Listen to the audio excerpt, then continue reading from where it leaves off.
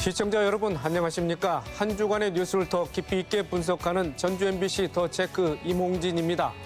먼저 이슈 체크에서는 잼버리 전세버스 임차료 지연 문제에 이어 대포폰 100대를 개통해 보이스피싱 조직에 넘긴 일당이 경찰에 붙잡혔다는 내용 짚어보고요. 전주 풍폐지관 정비 사업에 대해서도 알아봅니다. 이슈 토론에서는 새만금 사업 예산이 대폭 삭감됐는데 대책은 무엇인지 토론해 보겠습니다. 먼저 한 주간의 이슈 살펴봅니다. 홍민호 변호사 나와 있습니다. 안녕하십니까? 네, 안녕하십니까?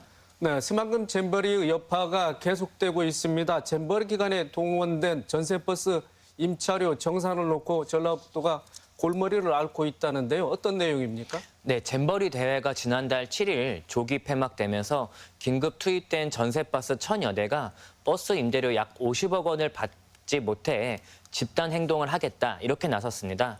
당시 해당 버스들은 새만금 영지에 있던 대회 참가자들이 전국의 숙소로 이동할 때와 숙소 주변 관광지로 이동할 때 이용되었는데요.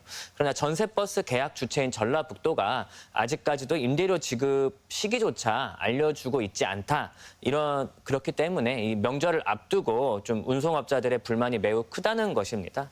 이들은 9월 중순경까지 버스 임차료에 대한 명확한 답변이 전라북도가 내놓지 않는 경우에는 이 여의도 국회 부근에서 집회 시위를 하겠다 이렇게 예고했습니다. 네, 전세버스 임차료로 지급할 수 있도록 예비비가 이미 책정돼 있지 않았습니까? 네, 그렇습니다. 전라북도도 전혀 방비책을 세워놓고 있지 않은 것은 그런 문제는 아닙니다. 도 예산의 예비비 중 36억 6천만 원을 전세버스 임차료로 지급할 것을 계획하고 있습니다. 다만 전라북도의 입장은 예산이 없는 것은 아닌데 다만 형평성 문제 때문에 이 지급 시기가 늦춰지고 있는 것이다. 이런 입장입니다. 네, 형평성 문제 때문이다. 이렇게 전라북도 입장을 밝혔는데 전세버스 임차료 체계가 좀 독특하다고 하더군요. 네, 전세버스 임차료는 이 전국적으로 정액제가 아닌 업체마다 자율요금제로 측정되고 있습니다. 이 때문에 같은 운행거리지만 지역과 업체마다 임차료가 크게 달라 형평성에 문제가 생길 수 있다 이런 겁니다. 전라북도 담당 공무원에 따르면 예를 들어 300km를 같이 운행을 했다 하더라도 어떤 업체는 100만 원을 요구하기도 하고 어떤 업체는 150만 원을 요구하기도 하고 있기 때문에 이게 나중에 형평성 문제에 휘말리지 않기 위해서는 업체마다 가격 조율을 할 필요가 있다 이런 것이고요. 실제로 매일 1000여 대의 전세버스가 운행이 됐었습니다. 그러다 보니 전국의 9개 시도에서 300개에 가까운 버스 운송업체가 투입이 되었었는데요. 이러다 보니 각 업체마다 측정한 버스 임차료가 달라질 수밖에 없는 구조입니다. 자, 업체 한켠에서는 집회를 예고했다고 하고 또 한편에서는 원만하게 협상을 하고 있다고 하는데 자, 전라북도 입장 다시 한번 들어보겠습니다. 네, 전라북도는 대부분 지역의 업체들과 비용 협의가 마무리되었지만 일부 업체와의 비용 조정 부분이 남아있을 뿐이다. 그리고 아직 비용을 완전히 조정하지 못한 업체들에 대해서는 빠른 시일 내에 협의를 통해서 비용 정산을 하겠다는 입장입니다. 또 협의만 다 이루어지게 된다면 추석 전에는 단계적으로 비용 지급을 완료하겠다 이렇게 하였고요. 모쪼록 이번 잼버리가 어려운 상황 속에서도 좀 치러진 가운데 이 전세버스 사업자들의 적극적인 협조로 마무리할 수 있었던 만큼 좀 비용 정산이 원만하게 이루어지기를 희망합니다. 네, 알겠습니다. 자, 다음 이슈입니다. 대포폰 100여 대를 개통해서 보이스피싱 조직에 넘긴 일당이 붙잡혔습니다. 분실된 신분증으로 전화를 개통했다는데요. 어떤 방식으로 이루어진 겁니까? 네, 우리가 살다 보면 신분증을 잃어버리는 일이 좀 생길 수 있는데요. 이렇게 신분증을 분실하시게 되면 반드시 분실 신고부터 하셔야 될 것 같습니다. 며칠 전 전북경찰청 사이버범죄수사대가 분실된 신분증을 이용해서 보이스피싱 범죄 조직의 대가를 받고 이 유심폰이나 이 핸드폰 등을 좀 넘긴 일당 5명을 체포했습니다.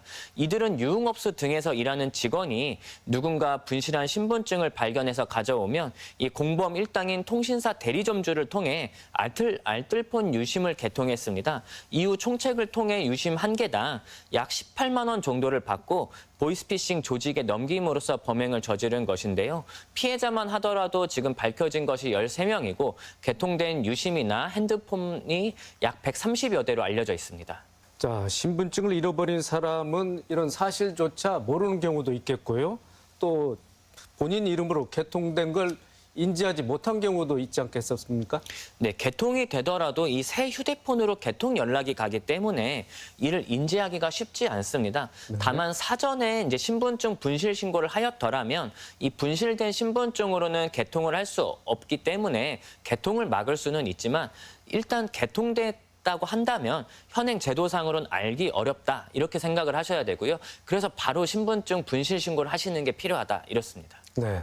대포폰을 개통해서 보이스 피싱 조직에게 넘겼다는데, 자, 붙잡힌 일당에게는 어떤 혐의가 적용되겠습니까? 네, 범죄 유형에 따라 좀 달라질 수는 있습니다. 일단 타인 명의로 이렇게 대포폰을 개설한 행위는 정보통신사업법 제30조에 따라서 형사처벌의 대상이 될 수 있습니다.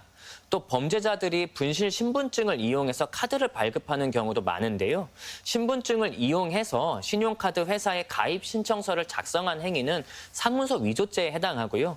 또 이렇게 발급된 신용카드를 사용하는 경우에는 자신이 카드가 정당한 소유자인 양 가맹점주를 속이고 서비스나 제품을 제공받은 것이므로 이 사기죄가 성립할 수도 있을 것 같습니다. 네. 잃어버린 신분증으로 휴대폰이나 통장을 개설했다. 그러면 그 신분증을 도난당한 피해자라고 할 수 있는데 그 피해는 뭐 고스란히 떠안게 됩니까? 어떻게 됩니까? 네, 이건 경우에 따라 좀 다를 수는 있습니다. 이 보이스피싱 범죄 조직이 어떤 피해자의 그 명의를 도용해서 범죄에 이용한 경우라고 볼 수 있을 것 같습니다. 하지만 이 경우에도 이 피해자가 오히려 보이스피싱 일당으로 몰려서 수사를 받는 경우가 있는데요. 왜냐하면 이 우리나라 법은 이 개인 명의의 은행 계좌나 통장, 체크카드, 계좌 비밀번호 이런 것들을 좀 타인에게 양도나 대여를 할 수 없도록 규정하고 있습니다. 하지만 나도 모르는 사이에 나의 이런 개인 정보들이 타인에게 양도나 대여가 되었다고 수사기관은 볼 수도 있거든요. 그래서 단순히 이 피해자로서는 신분증을 내가 타인에게 대여나 양도한 것이 아니라 단순히 분실한 것뿐이고 나도 피해자다. 이러한 점을 좀 적극적으로 소명을 하셔야 될 것 같습니다. 하지만 이렇게 소명을 해서 혐의를 벗는다 할지라도 일단 수사기관에서 수사를 받는 것 자체가 어떤 시민으로서는 좀 큰 불편이자 곤욕이 될 수 있고요. 좀 경우에 따라서는 이 신용카드 회사나 제3자로부터 좀 민사상 손해배상 청구까지 받으실 수 있기 때문에 좀 분실 신고를 최대한 빨리 하시라 이렇게 계속 말씀드립니다. 네. 신분증을 분실하면 제대로 빨리 신고를 해야 된다. 여러 번 강조하셨습니다. 네, 그렇습니다. 자, 마지막 이슈입니다. 전주 객사에 가면 풍패지관이라고 적힌 한자 성어가 새겨진 그 현판을 볼 수 있습니다. 전주시가 풍패지관 복원 사업을 추진한다는데, 자, 사업 규모와 배경은 어떻습니까? 네, 조선 초기에 세운 전주 객사 풍패지관은 이 전주 객사에서 임금을 상징하는 이 전패와 궁궐을 상징하는 걸패를 가지고 이 예를 올리던 의례 공간이었습니다. 이처럼 이렇게 전라도의 위상을 보여주는 풍패지관인데요. 근데 현재는 좀 좀처럼 제 모습을 아직 찾지는 못하고 있습니다. 처음 2018년부터 이제 3년여에 걸쳐서 해체 보수 공사를 진행하고 있었는데 그 보수 공사 도중에 이제 유물이 발견되었고 이를 계기로 이제 철저한 복원과 관리를 통해서 후손들에게 귀중한 문화유산을 남겨주겠다 이런 계획이었습니다. 다만 예상보다 좀 일정이 늦어지고 있어서 좀 시민들과 인근 상인들의 좀 아쉬움이 큰 상황입니다. 자, 풍패지관 정비 작업이 잘 되면 구도심 거점화가 될 수 있을 텐데, 자, 앞으로 어떻게 전망하고 있습니까? 네, 조선시대부터 지금까지 이 전주 객사는 이제 과거에는 백성들, 지금은 이제 우리 전주 시민들의 만남의 장소로 이용되고 있습니다. 특히 풍패지관이 이제 보물 583호로 지정되어 있고 전주의 주요 시내 상권이라고 할 수 있는 이 객사의 한복판에 있는 곳이기 때문에 이곳 정비 작업이 순조롭게 끝날 경우 인근 주민들의 쉼터는 물론 이 관광 명소로도 각광을 받을 수 있어 주변 상인들의 좀 기대도 좀 상당하다고 여겨지고 있고요. 그래서 좀 많은 시민들이나 좀 분들이 좀 빠른 정비 사업이 진행이 좀 됐으면 좋겠다 이런 입장입니다. 네. 거기에다가 지난해 실시된 발굴 조사에서는 조선시대 전기에 축조된 시설의 흔적들이 이제 발견되기도 했다고 합니다. 아무래도 이제 검증 작업을 거쳐야 하기 때문에 문화재 보호법 등의 적용을 받을 수 있겠네요. 네, 풍패지관은 이 조선시대 전주 객사의 청으로 이 전주부 관내에 좀 많은 공적 활동이 이루어졌던 곳입니다. 그만큼 어떤 좀 역사적 가치가 있는 곳이라고 할 수 있고요.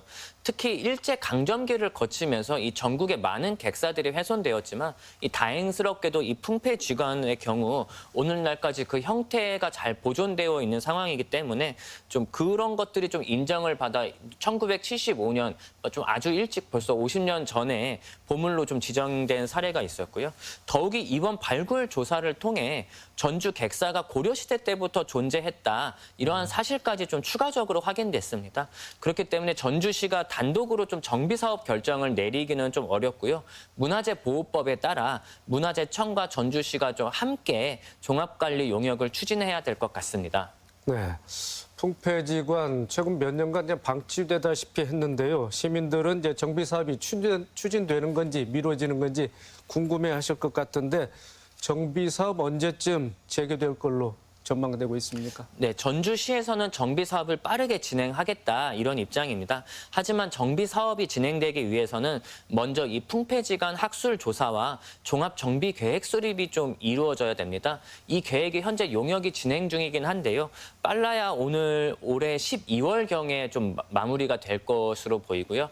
그러면 내년 상반기에는 이 문화재청과 협의를 거쳐서 내년 승인 절차를 좀 거쳐야 될 것 같고 그렇다면 결국 내년 하반기 정도에나 본격적인 정비와 복원 작업을 추진할 수 있을 것으로 보입니다. 그래서 빠른 시일 내에 좀 환경 정비와 복원 사업을 좀 통해서 좀 도시 경관과 조화를 이루는 이 역사 문화 공간으로 이렇게 풍패지관이 좀 자리 잡았으면 좋겠습니다. 네, 알겠습니다. 이번 주 이슈 점검과 전망 홍민호 변호사였습니다. 수고 많으셨습니다. 네, 감사합니다.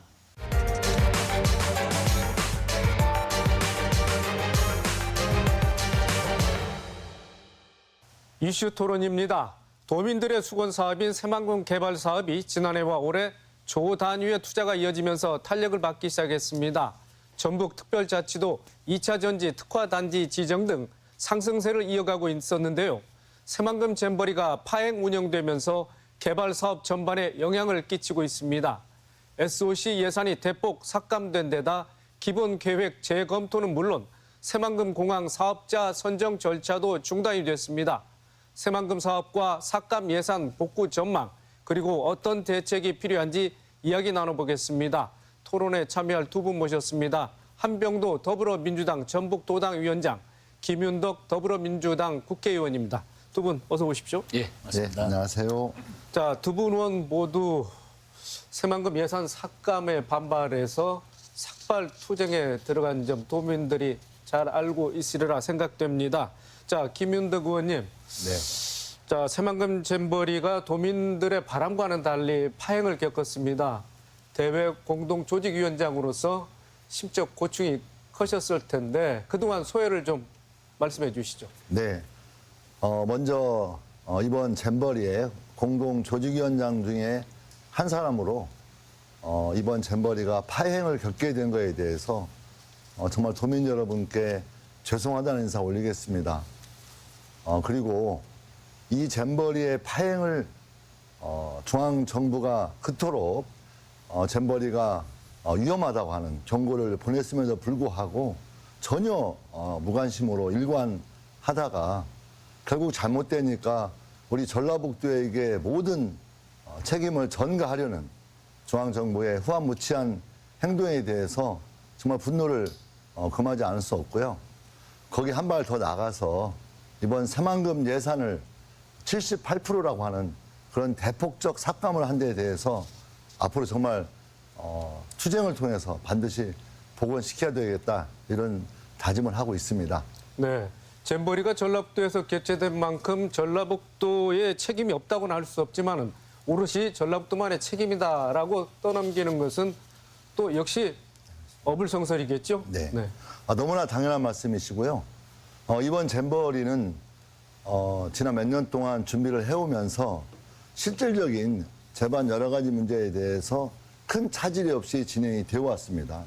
또 그 과정에서 뭔가 더 잘해보겠다고 문화체육부 장관, 또 행정안전부 장관 이런 분들이 적극적으로 참여해서 뭔가 K-팝 또 K 문화를 세계적으로 홍보하고 또 이번 잼버리가 매우 안전한 그런 행사가 되기 위해서 노력을 해왔는데요.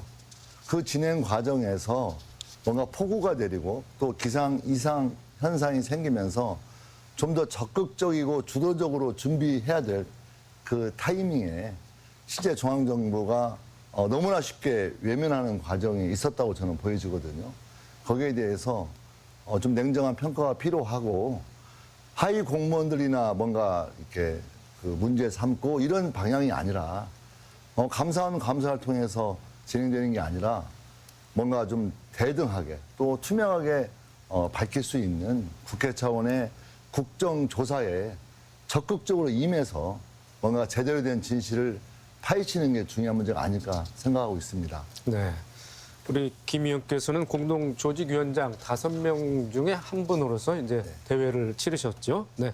자, 한병도 의원님, 새만금 잼버리 파행이 개발 사업 전반에 영향을 주지 않을까 우려가 있었는데 역시 우려가 현실이 됐습니다. SOC 예산 삭감률이 78%라고 이렇게 김 의원께서 말씀을 주셨는데 자, 구체적인 삭감 내용 어떻습니까? 그렇습니다. 처음 부처에서 요구한 액수가 6,626억 원이었는데요. 정부에서는 1,479억 원을 삭감했습니다.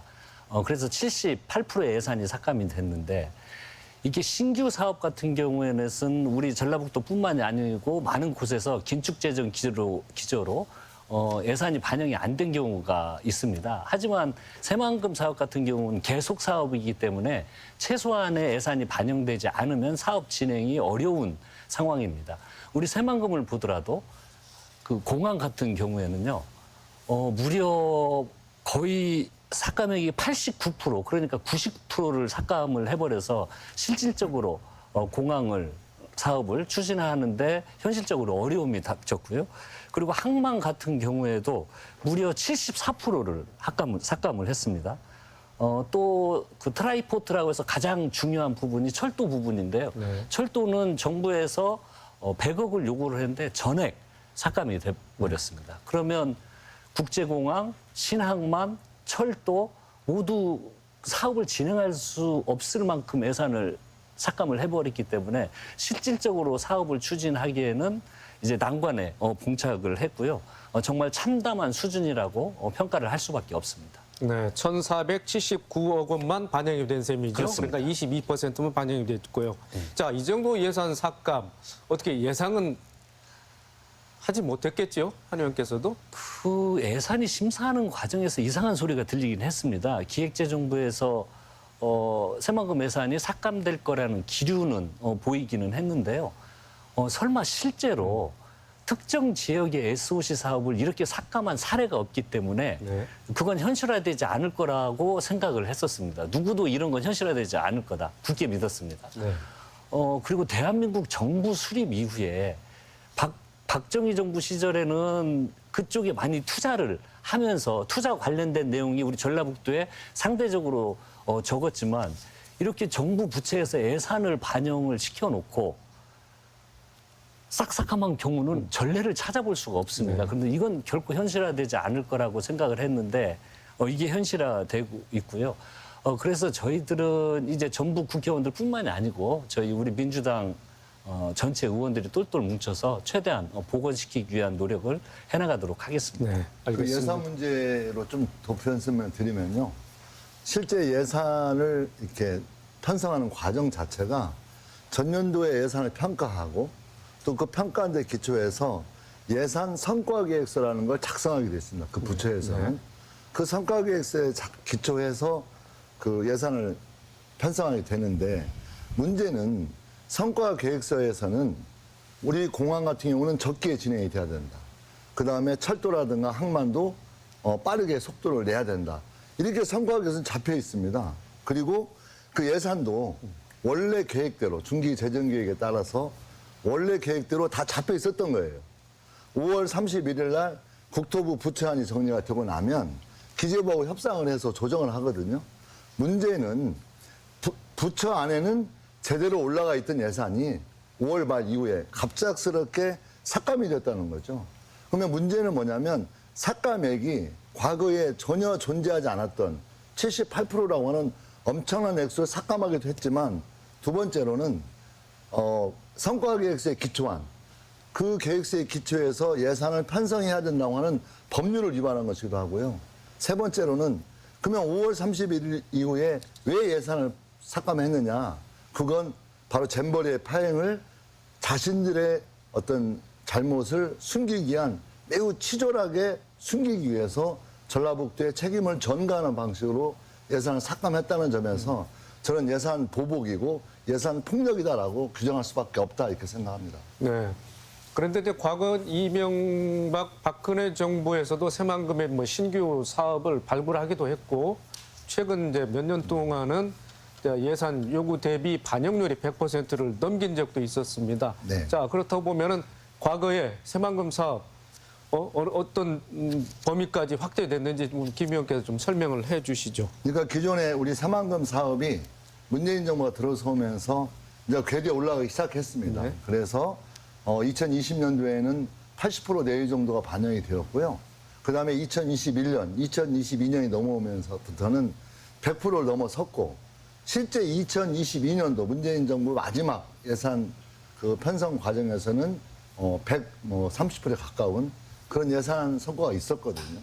그런 과정에서 윤석열 정부가 들어서면서 당시 선거 당시에서도 호언장담했고 또 잼버리가 열리던 그날 당일도 속도전으로 새만금을 해야 된다라고 얘기를 했어요. 근데 이번에 정말로 거의 유례를 찾아볼 수 없을 만큼의 예산은 삭감을 하게 된 거기 때문에 현재 새만금 사업이 정상적으로 진행되어 오는 개발 속도에도 전혀 부합하지 않는 예산 폭력이라고 볼 수밖에 없는 거죠. 네. 자, 한 의원님, 새만금 잼버리와 새만금 사업은 별개인데도 불구하고 예산 삭감이 강행됐습니다. 뭐 이대로라면 뭐 공항이라든가 철도, 도로, 항만 내년 뭐 착공이라든가 사업 진행이 뭐 어려울 것 같은데 자, 어떻게 전망하고 계십니까? 요들에는 진행을 할 수가 없습니다. 새만금 잼버리에 대한 평가는 지금 현재 감사원에서 전라북도랑 감사원에서 감사를 하고 있기 때문에요. 그걸 평가를 해서 이후에 국제 대회들은 우리 전라북도뿐만이 아니고 어떤 문제점들이 있었는지 해서 부족한 부분을 채워나가는 상태에서 반면 교사로 삼으면 된다고 생각을 합니다. 그런데 방금 김윤덕 의원님께서도 말씀을 하셨듯이요. 좀 더 구체적으로 말씀드리면 이게 사업이 이 장기적인 사업들은요. 대규모 예산이 투입이 될 때는 이것이 총 사업비를 정해놓고요. 기간을 정해놓고 사업을 진행을 하는 겁니다. 네. 그래서 연속성이 아주 중요한 것인데요. 2020년에는 정확히 정부 요구액의 87%가 반영이 됐습니다. 네. 그런데 2021년도에는 103%가 반영이 됐고요. 2022년도에는 139%가 반영이 됐습니다. 23년에는 101%가 반영이 됐고요. 모든 사업들이 순차적으로 100%가 넘게 반영이 되면서 진행이 잘 되고 있는 상태였습니다. 그런데 이번에 22%를 반영을 하면은 트라이포트라고는 공항, 항만, 철도를 제외하고도 어떤 사업도 진행할 수 없는 상태가 왔기 때문에요. 정말 이번에 예산 심사하는 과정에서 확실하게 변화를 줘야 된다. 그렇지 않으면 사업 진행하기 어렵습니다. 네. 트라이포트 말씀하셨으니까 자, 김 의원님 그 중에서도 이제 새만금 신공항 사업이 그동안 뭐 그 부분에 기대가 컸었는데 자, 내년도에 착공 예정이지만 이제 새만금 사업 전반의 재검토 뭐 이런 방침이 세워졌기 때문에 네. 내년도 착공 사실 물 건너간 거 아니겠습니까? 저는 현재 그 정부에서 편성한 예산으로 보자면 내년도 물 건너갔다기보다는 아예 공항을 하지 않으려고 하는 저는 무서운 음모가 있다고 저는 보여주고요. 그래서 현재 예산 규모로는 거의 불가능한 상태에 있기 때문에 저는 반드시 쟁취해야 된다고 보고 있고요. 공항 문제는 얼마만큼 심각한 문제라고 저희는 보고 있냐면 공항 문제는 문재인 정부 당시에 전체 18개 시도에서 각자 주도적으로 선택을 해라. 그래서 예타를 면제해서 그 사업만큼은 그 지역을 위해서 선택한 건 반드시 하도록 하겠다라고 어떤 국가적 약속입니다, 사실. 네. 그렇기 때문에 우리 전라북도는 그때 공항을 선택한 거거든요. 사실 가덕도 신공항은 당시 부산에서 선택하지 않은 거 아닙니까? 네. 그 당시에는 예타 면제 사업을 다른 걸로 했고 또 특별법을 만들어서 가덕도 신공항을 추진한 거죠. 우리는 당시에 예타 면제 사업에 대해서 전라북도는 공항을 선택했기 때문에 이 문제는 무조건적으로 진행이 돼야 될 사업이라고 보고 있고요.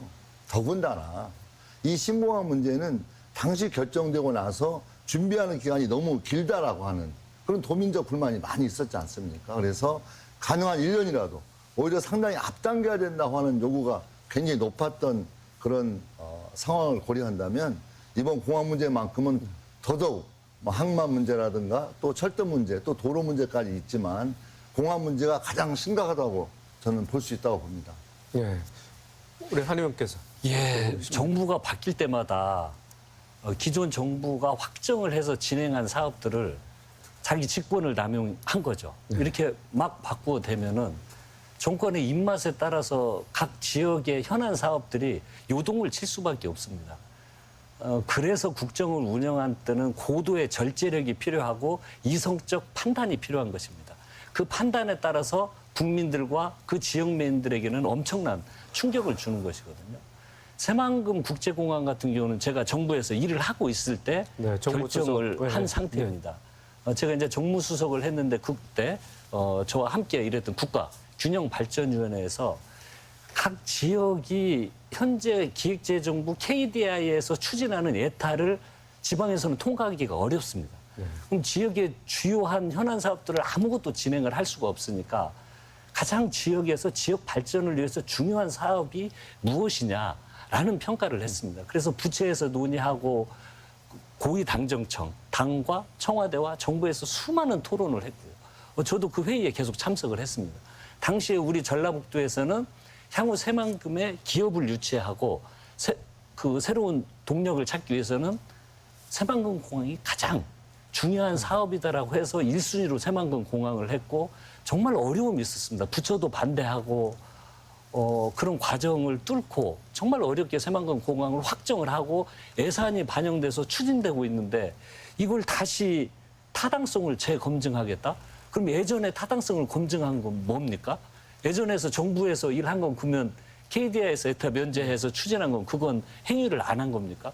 이걸 바꾼다고 하는 것은 말이 안 되는 이야기입니다. 그래서 걱정을 하고 있고 특히 이번에 예산이 저희들이 이제 심사하는 과정에서도 새만금 여러 사업 중에서도 새만금 국제공항 문제에 대해서는 집중적으로 들여다볼 계획입니다. 자, 한 의원님, 그러면 현 정부 들어서도 새만금에 대해 전폭적인 지원을 하지 않았습니까? 자, 그렇다면 현재 정부는 이 새만금 사업에 대해서 어떤 보관을 가지고 있을까요? 이해를 못하겠습니다. 최근에 정부에서 새만금 예산 대폭 삭감으로 도민의 여론이 들끓고 있으니까요. 바로 이야기한 것이 빅피처, 큰 그림을 다시 그리겠다. 새만금 국제공항에 대해서는 타당성 조사를 다시 해보겠다. 이렇게 이야기를 하고 있습니다. 그런데 우리 전북 도민들이 다 기억하고 계시겠지만 대통령께서 전라북도에 방문해서 새만금의 가장 중요한 것은 속도전이다. 빨리 예산을 투입해서 빠른 시간 안에 완공을 해야 되는 것이다. 그래서 중심이 속도전이다. 과감히 지원하겠다고 말씀을 하셨습니다. 또 총리도 방문을 해서 전라북도의 가장 큰 현안은 새만금이다. 속도감 있게 모든 분야에서 추진될 수 있도록 각 부처를 독려해서 새만금 사업을 추진하겠다고 얼마 전에 이야기하셨습니다. 그런데 지금 와서 하시는 이야기는 재검토하겠다는 말씀을 하고 계시는데 이건 앞뒤가 맞지 않은 얘기고 그냥 말의 유희일 뿐입니다. 그래서 지금이라도 정부는 초기에 대통령과 총리가 말씀하셨던 것처럼 빅피처를 그리려면은요 현재 부처 반영액이라도 반영을 해서 사업을 진행하면서 해야 새로운 그림이 그려지는 것이 이걸 중단해서 예를 들어서 국제공항 같은 경우 또 용역을 하면 몇 개월, 1년, 2년이 걸리면 그 그림을 그리는 동안에는 예산 투입을 중단을 하면 모든 사업이 안 되는 거 아닙니까? 그래서 정말 빅피처를 그리려면 부처 반영액을 즉각 반영해라 그렇게 요구하고 싶습니다. 네, 새만금 공항 관련 예산은 요구액 대비 11%, 66억 원 정도 반영에 그쳤지 않겠습니까? 네. 김 의원께서 좀 전에 말씀하신 대로 예산 편성에 뭐 불법성 소지가 있다. 네. 이런 점을 이제 국정조사라든지 네. 아마 또 이제 뭐 국정감사 기관을 통해서 많이 조금 노출을 해야 될 것 같습니다. 자, 네. 제가 그 판례를 하나 준비했는데요. 네. 그러니까 이제 보시면 알겠지만 현재 정부 예산이 편성되는 과정에서 중앙정부에서 급작스럽게 예산을 삭감하면서 정신이 없으니까 너무 급하니까 실수를 많이 합니다. 그러니까 아까 말했던 것처럼 성과 계획서에는 예산을 적게 투입해야 된다. 속도를 내야 된다. 이렇게 해놓고 예산은 또 삭감한 거죠. 앞뒤말이 안 맞는 문제가 있고요. 가장 중요하게 안 맞는 문제는 빅피처를 그리겠다는 겁니다. 그러니까 큰 그림을 그리겠다고 하는 것의 시작은 뭐냐면 원래 진행되는 SOC 사업을 차질 없이 진행되는 과정에서 그림을 바꿔도 바꿔야 되고 크게 그려도 그릴 수 있다고 저는 보고 있기 때문에 실제 원천적으로 거짓말인데요.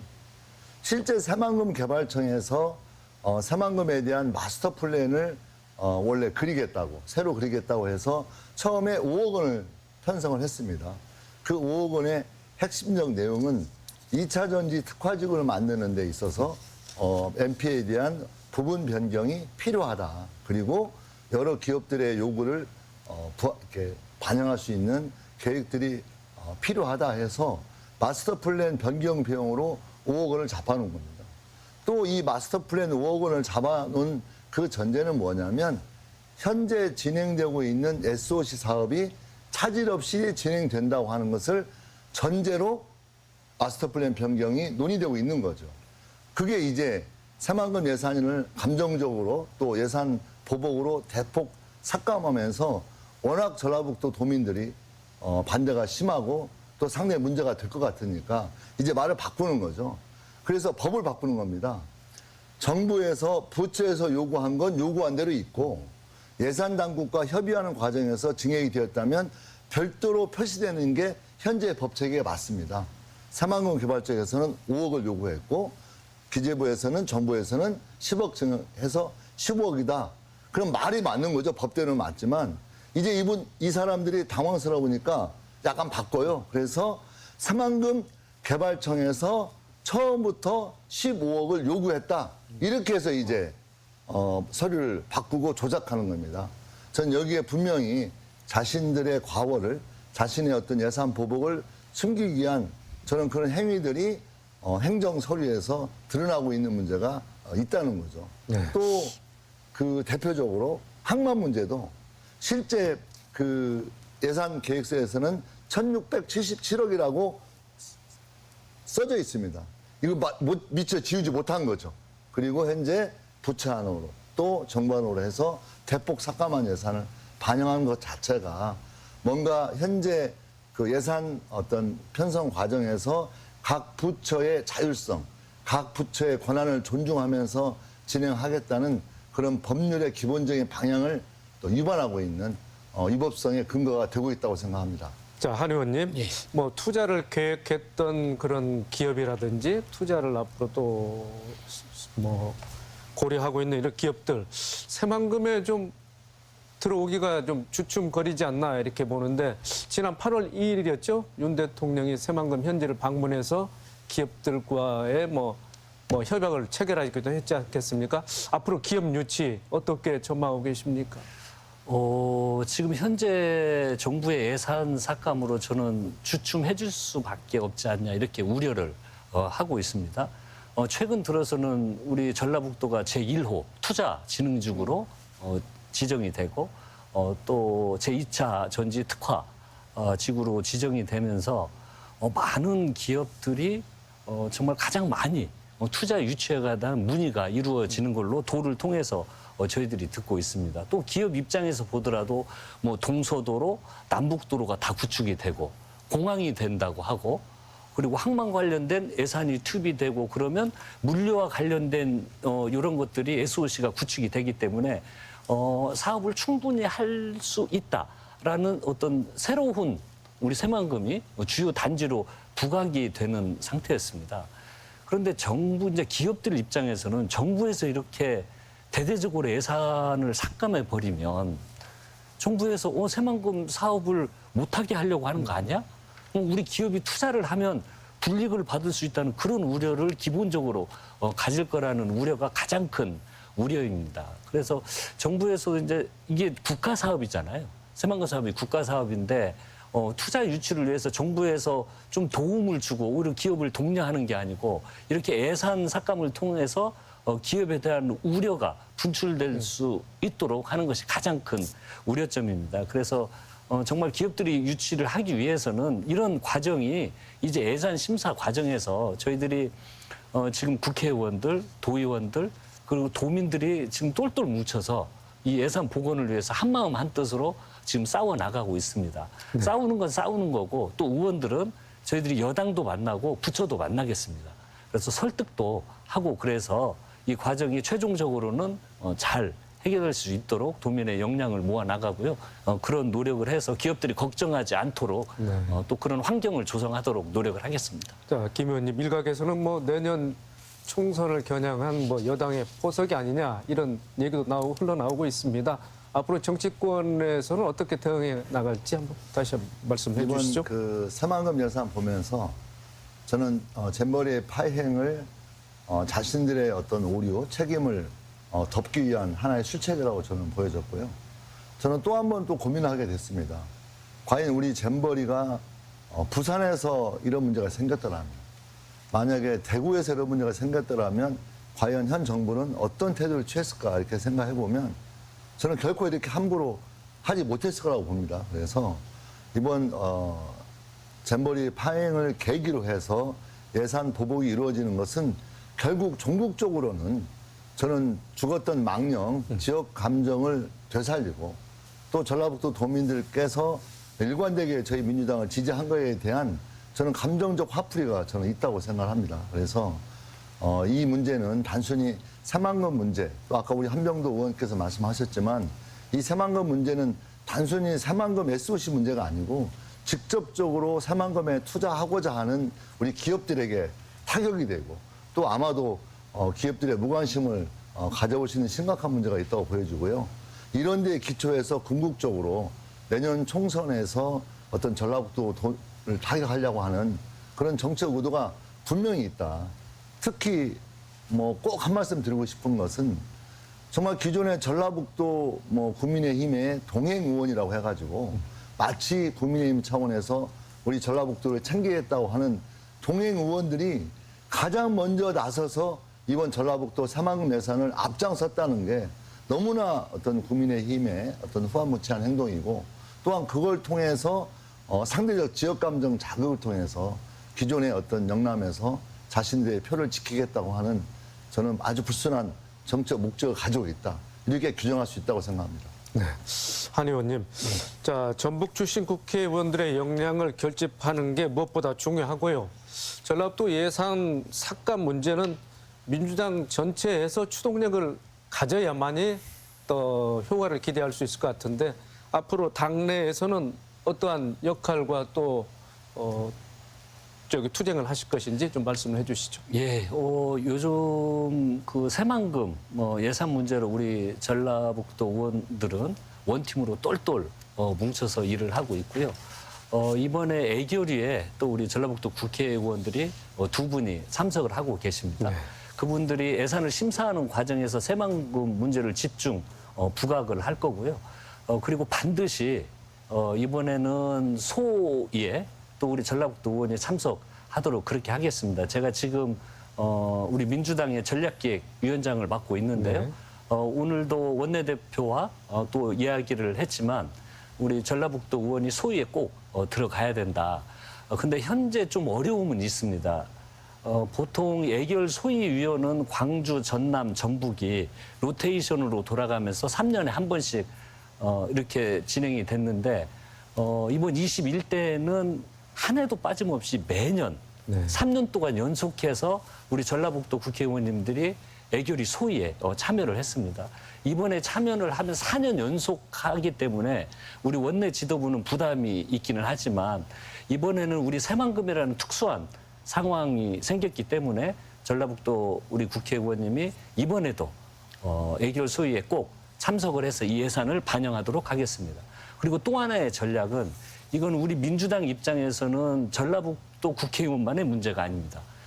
제가 이재명 대표님께도 예산 삭감 이후에 만나서 말씀을 드렸는데 정말 어처구니 없다는 반응을 하셨고요.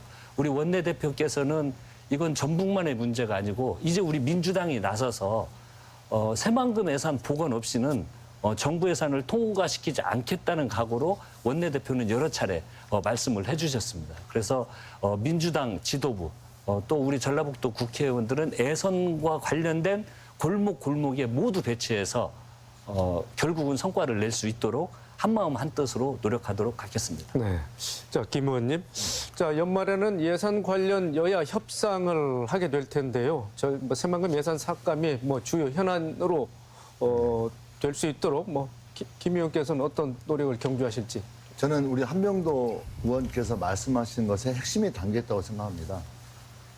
저는 첫 번째로는 이 새만금 예산의 복원 없이는 이번 내년도 예산안 자체를 통과시키지 않아야 된다. 그래서 이 새만금 문제가 전라북도만의 문제가 아니라 저는 민주당 전체의 문제이고 또 예산 폭력을 자행하고 있는 현 정부에 대한 대응 문제이기 때문에 저는 내년도 예산안 전체의 발목을 잡고서라도 전혀 타협 없이 저는 싸우는 길만이 저는 우리가 갈 길이다 이렇게 생각하고 있고요. 또 하나는 이 새만금 예산뿐만이 아니고 아까도 잠깐 얘기가 나왔지만 다양한 형태의 각 부처에서 우리 전라북도 예산이 삭감되고 있는 현실을 고려해 볼 때 좀 더 디테일을 살려서 다양한 형태의 부처에 있는 우리 전라북도 예산을 지키는 것 또한 좀 살펴보면서 이번 싸움이 진행되었으면 좋겠다는 거고요. 저는 전라북도 국회의원을 하면서 이번처럼 전라북도 국회의원들이 정말 원팀이 되어서 뭉친 적이 있었던가 이렇게 생각을 좀 해보거든요. 그래서 한편으로 그 어느 때보다도 우리 전라북도 국회의원들이 똘똘 뭉쳐있기 때문에 저는 반드시 돌파할 수 있고 정말 어이없는 것에 대해서 또 우리 원내대표님 모두가 다 그런 확실한 공감대와 저는 의지적인 어떤 그런 통일이 있기 때문에 충분히 해낼 수 있겠다 이렇게 생각하고 있습니다. 네, 알겠습니다. 자, 한병도 의원님, 그동안 전라북도는 국민의힘 정운천 의원과 협치를 줄곧 강조해왔고 성과도 거둔 걸로 되어 있습니다. 그렇다면 앞으로 협치는 어떻게 진행될 걸로 보십니까? 저는 협치는 당연히 해야 된다고 생각이 듭니다. 저희들은 전라북도 발전을 위해서라면 여야 가릴 것 없이 한마음 한뜻으로 일을 해야 된다는 기본적인 원칙을 가지고 있습니다. 그래서 새만금 특별법도 저희들이 100일 만에 통과를 시켰고요. 네. 또 이번에 정운천 의원과 함께 전부 개정안도 함께 공동 발의했습니다. 당연히 협치를 해야죠. 그런데 요건 새만금 예산과 관련해서는 이건 협치의 기본 정신을 파괴한 겁니다. 우리 전라북도 발전을 막기 위해서 지금 국민의힘과 그리고 현 정부에서 예산을 삭감했기 때문에 이런 상태로는 협치가 이루어지기가 어렵다고 판단이 듭니다. 물론 제가 방금 전에 말씀드렸듯이 정부를 계속 설득하고요. 여당도 만나서 이야기를 할 겁니다. 이건 정부 수립 위에 정말 가장 어처구니 없는 일이 발생했기 때문에 이건 기본적으로 유치를 하겠습니다. 하지만 이 예산 같은 경우에는요. 예산을 심사하는 과정에서 저희들이 야당에서 증액에 대한 권한이 없습니다. 증액을 하려면 정부 동의가 있어야 됩니다. 정부 동의가 있어야 되는데 이러면 예산 심사 과정에서요. 현 윤석열 정부에서 추진하려고 했는 주요 사업에 대해서 우리 국회가 삭감 권한이 있기 때문에 과감히 다 삭감을 하도록 하겠습니다. 그래서 그것과 저희 예산과 함께 논의하고 협상하는 이런 과정에서 복귀를 시키기 위해서 노력을 할 거고요. 정말 저는 아마도 이번 대규모 예산 삭감은 여당의 국토교통부와 기획재정부도 상당히 당혹스러울 것 같습니다. 이런 행위를 해본 적이 없거든요. 아니 윤석열 정부의 국토교통부에서 6,646억 원 하자고 하지 않았습니까? 그래서 부처마저도 당혹하고 있기 때문에 저는 합리적인 생각이 있다면 얼마든지 협치하고 논의해서 성과를 내도록 그렇게 노력하도록 하겠습니다. 네, 알겠습니다. 토론을 마칠 시간이 된 것 같습니다. 두 위원께서는 오늘 발언 내용 요약하시고 강조해 주신 말씀 듣고 이 시간 마치도록 하겠습니다. 먼저 김민덕 의원님. 예. 이번 새만금 예산은 국회에서 협상의 대상이 결코 아닙니다. 이번 새만금 예산은 원상복귀해야 된다는 것 이외에는 그 어떤 대안이 없다고 생각합니다. 정말 국회에서 진심을 다해서 새만금 예산을 지켜내고 또 우리 전라북도 도민들의 자존심을 살릴 수 있도록 최선의 노력을 다하겠다는 그런 말씀 올리겠습니다. 고맙습니다. 네, 한병구 예. 위원장님. 우리 전라북도 도민들은 상처를 2번 입었습니다. 새만금 파행 이후에 너무나 안타까워하는 마음이 있었고요. 잼버리 파행 이후에. 그다음 또 새만금 예산 사건을 무리해서 또 한 번 가슴 아픈 이런 일들이 연속해서 발생을 했습니다. 하지만 이 어려운 시기에 저희들이 국회의원, 정치권뿐만이 아니고 우리 도민들이 한마음 한뜻으로 예산 복원을 위해서 노력을 하고 계십니다. 저희 민주당에서는 새만금 예산 복원 없이는 정부 예산 통과시키지 않겠다는 각오로 도민들의 여망을 모아서 최선의 노력을 다하도록 하겠습니다. 그리고 도민 여러분과 함께 하도록 하겠습니다. 네, 알겠습니다. 오늘 두 의원님 시간 내주셔서 고맙습니다. 정부가 내년도 새만금 예산을 78%나 삭감했습니다. 정부는 긴축 재정 때문이라고 하지만 새만금 잼버리 파행의 책임을 전북에 전가하려는 의도로 읽히고 있습니다. 현 정부 들어 새만금 개발에 전폭적인 지원을 약속했던 만큼 그 약속이 반드시 지켜져야 되겠고요. 이미 깊은 상처를 입은 도민들과 정치권의 외침을 새겨 듣기를 바라는 마음 간절합니다. 더 체크 오늘 순서 여기서 마칩니다. 시청해주신 여러분 고맙습니다.